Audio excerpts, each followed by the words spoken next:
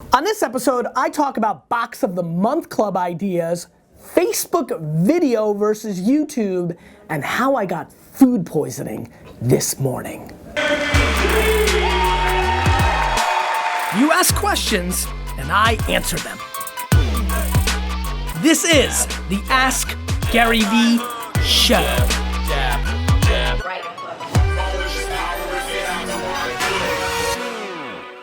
What's up, everybody? This is Gary V, Nerd Chuck, and this is episode 81 of the Ask Gary V Show. Let me just say that the 2-week hiatus was something that was really hardcore. I really missed the show. Vayner Nation, thank you so much for all the tweets and the comments on Instagram and the emails talking about how much you missed the show. I want you to know I missed you guys so much that this morning I had food poisoning. And I rarely ever miss, I'm never sick, like just don't miss days. And had to miss the entire morning. I was knocked out, and DeMeo was texting me all morning saying, don't come in. It's one of those ironic days where I'm here the whole day. They're all pretty lightweight meetings. We can push them to the end of the week. And I said, no, I've got to come in. And I've got to do episode 81 of the Ask Gary V Show because people have been waiting and I couldn't disappoint. So I apologize for having my energy down a little bit for episode 81. But India, let's get in to the show. Chris asks, you've done 2 long format web shows in a world where gurus advise keeping online videos short and sweet. What gives? Chris, couple things. First and foremost, it's always very dangerous to listen to the advice of online marketing gurus. I think what gives is very simply something that I think is the right advice, which is quality trumps everything, right? And so I remember in 2007 being flown out to Mountain View and Sunnyvale by Yahoo and Google to try to figure out what gives with Wine Library TV. Now remember, this is 8 years ago, trying to figure out why my show was doing so well, even though it was long. And so the real answer was quite simple. Quality is quality is quality. If I'm able to put out a 15, 20 minute, 30 minute show and I can captivate and hold the audience, well then it has a chance of doing well.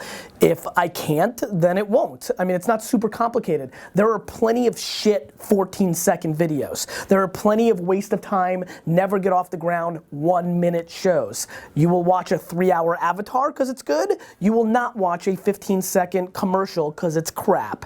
And so the length is not the variable of the quality. As a matter of fact, to break D-Rock's heart, neither is the sound or the lighting or the production. It is the message, it is the message, it is the message. I'm telling you it's the message. Now, D-Rock has come into my life and have made everything much better, so I do respect the production more than I did in 2006, 7, and 8.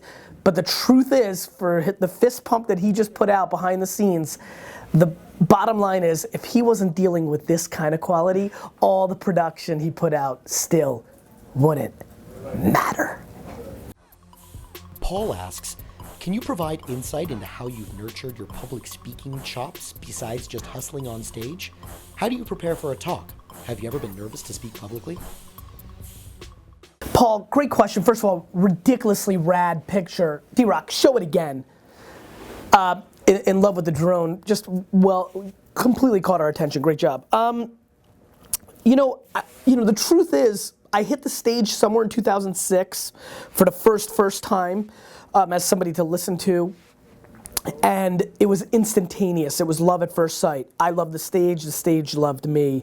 And so, obviously I've got a lot of practice. As a matter of fact, what I'm struggling with more than anything right now is the fact that I'm just getting into such a rhythm. I feel like I'm a stand-up comic, right? That I have my kind of talk, and I take a lot of pride of making it, 8 to 15 minutes out of an hour different based on the audience, but I want it to be 45 minutes different, but I'm in kind of a cadence right now.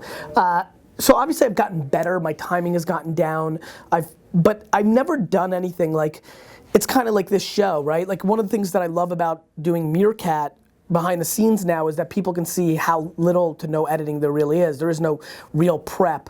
I think my biggest secret is talk about what you know good at, right? Like, talk about stuff you know. You know, I try not to answer questions about foreign policy or currency, or, you notice I stay away from Bitcoin, or, you know, I don't talk about the things I don't know, right? I can spew my opinion, and at the end of the day, this show and everything else is my opinion, but boy, is that grounded in really strong research and skill and practitioner DNA.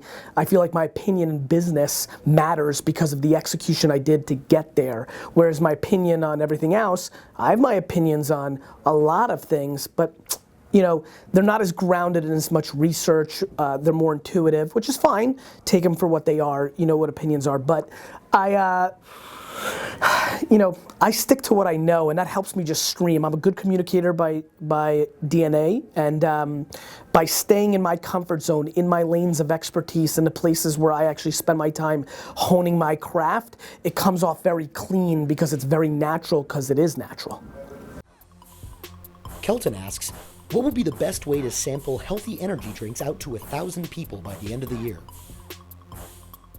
Kelton, I took this question because I want to give you a shout out and give you exposure to my audience, because I appreciate your hustle. On the flip side, your question is crap. Let me explain. To get 1,000 people to try your energy drink, I don't know, just go to a crowded place outside and start pouring. I would have 1,000 people try my energy drink literally within 8 hours on a Saturday by going to Central Park. And maybe you live in some rural area, so get your ass into a car or a train and find a crap load of people, get a goddamn stand, and pour to a bunch of little cups, and you'll hit your 1,000 in 8 hours. Shit question.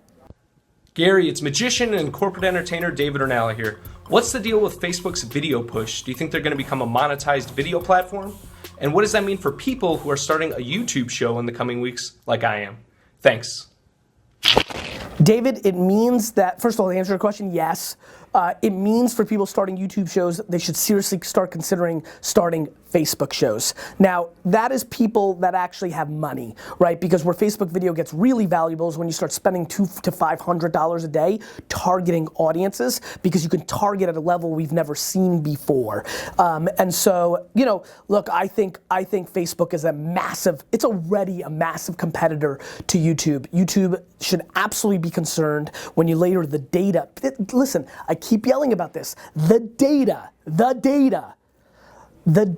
that Facebook sits on top that allows you to target against creates an ultimate machine.